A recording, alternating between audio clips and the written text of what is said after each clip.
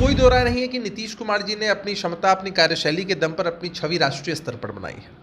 विभिन्न पदों को भी संभाला है, केंद्रीय मंत्री के रूप में हो, सांसद के रूप में हो, और देश के स्तर पर उनकी छवि पूरे तरीके से एक्सेप्टेबल है। उनके अंदर प्रधानमंत्री बनने के सभी गुण हैं। वो एक परफेक्ट प्राइम मिनिस्ट्रियल कैंडिडेट हो सकते हैं। नमस्कार, मेरा नाम उत्कर्ष है। आप लाइव सिटीज़ देख रहे हैं। महागठबंधन की सरकार बन गई है, लेकिन इस सरकार में सबसे पहला सवाल उठ जाता है जंगल राज को लेकर।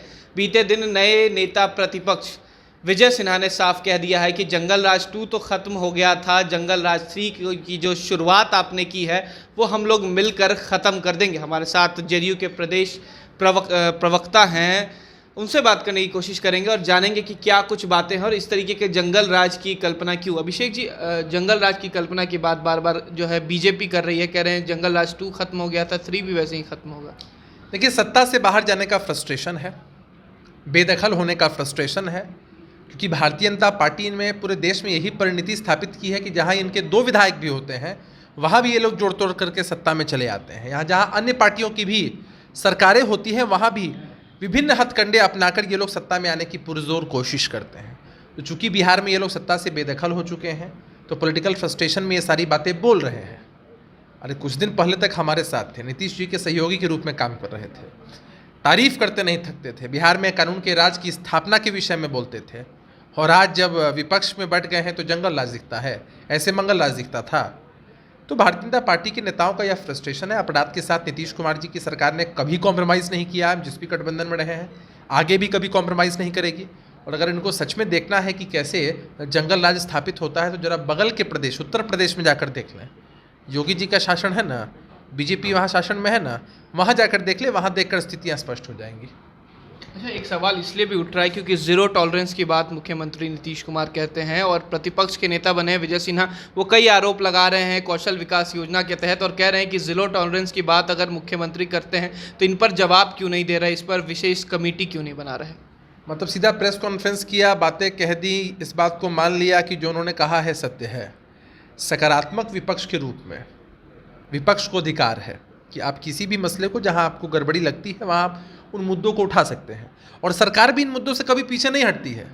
सरकार भी अगर किसी आरोप में तथ्य देखती है तो उस पर जांच करती है और उसके बाद कार्रवाई भी होती है। आपने देखा है कि कितने सारे सरकारी मुलाजिमों पर या सरकारी अधिकारियों पर भी कार्रवाई हुई है जिन लोगों ने भी गड़बड़ियाँ की हैं। लेकिन आप सिर्फ अपनी राजनीति चमकाने के लिए सरकार की छवि, बिहार की छवि अगर धूमिल करना चाहते हैं तो यह दुर्भाग्यपूर्ण लगता है। कुछ समय पहले तक आपको सब कुछ ठीक दिखता था और तुरंत आपके अंदर ये बेचैनी आ गई। इस बेचैनी का कारण जनता अच्छे से समझती है। अच्छा, रोजगार की भी बात को लेकर बीजेपी कह रही है कि पहले 10 लाख रोजगार भतीजा कहते हैं, उसके बाद चाचा 20 लाख रोजगार कहते हैं। कहाँ से आएगा रोजगार, कहाँ से आएगा पैसा? 2 करोड़ रोजगार का जो वादा किया गया था प्रतिवर्ष, और अगर 8 वर्षों की सरकार के कार्यकाल को हम लोग देखें तो 16 करोड़ हो गए। बिहार के हिस्से में कितना, कम से कम 30-40 लाख भी तो केंद्र की सरकार की तरफ से आना चाहिए था ना। अगर भाग कर लिया जाए तो गुना भाग तो ये लोग समझते नहीं है। आज तक खुद जो वादा किया था उस पर कभी अमल नहीं किया। और अभी सरकार आई है, उससे पहले भी सरकार काम कर रही थी इस दिशा में, आगे भी सरकार मजबूती से काम करेगी। 15 अगस्त को जो समारोह हुआ था, स्वतंत्रता दिवस का समारोह, उसमें भी नीतीश कुमार जी ने इस चीज़ पर बढ़ चढ़ कर सारी बातें कही, समझाई हैं। तो ये बेचैनी है उनके अंदर, जो वादा खुद किया था 8 वर्षों में कुछ पूरा नहीं किया, और अभी जैसे ही विपक्ष में बैठे हैं तो बेचैन आत्मा की तरह ये सारी बातें बोल रहे हैं। जो विपक्ष में बैठे हैं, लेकिन श्रवण कुमार का कल जो एक बयान आया है नवादा में, माफ़ करें नालंदा में, जहां पर उन्होंने साफ कह दिया है कि आने वाले समय में बिहार का बेटा जो होगा वो लाल किले पर झंडा फहराएगा। नीतीश कुमार की बात कह रहे हैं, तो क्या प्रधानमंत्री बनने की बात फिर से तेज़ हो गई क्या? देखिए, इसमें कोई दो राय नहीं है कि नीतीश कुमार जी ने अपनी क्षमता, अपनी कार्यशैली के दम पर अपनी छवि राष्ट्रीय स्तर पर बनाई है। विभिन्न पदों को भी संभाला है, केंद्रीय मंत्री के रूप में हो, सांसद के रूप में हो, और देश के स्तर पर उनकी छवि पूरे तरीके से एक्सेप्टेबल है। उनके अंदर प्रधानमंत्री बनने के सभी गुण हैं। वो एक परफेक्ट प्राइम मिनिस्ट्रियल कैंडिडेट हो सकते हैं। हालांकि हमारे नेता ने बार बार कहा है कि उनकी इन चीज़ों में रुचि रही है। उनकी रुचि है कि कैसे विपक्ष गोलबंद हो, लामबंद हो, और कैसे 2014 वाले 2024 में नहीं आए, इसके लिए प्रयास किया जाए। और ये चीज़ें होंगी, आप देखिएगा, ये चीज़ें होंगी। अब आप बात करें हमारी पार्टी के, आप वरिष्ठ नेता के बयान की बात कर रहे हैं, आप हम लोगों की मंशा पूछिएगा। हर नेता कार्यकर्ता की यह इच्छा होती है कि उनकी जो इच्छा है कि प्रधानमंत्री बने नीतीश कुमार। किस पार्टी के नेता की इच्छा नहीं होती होगी?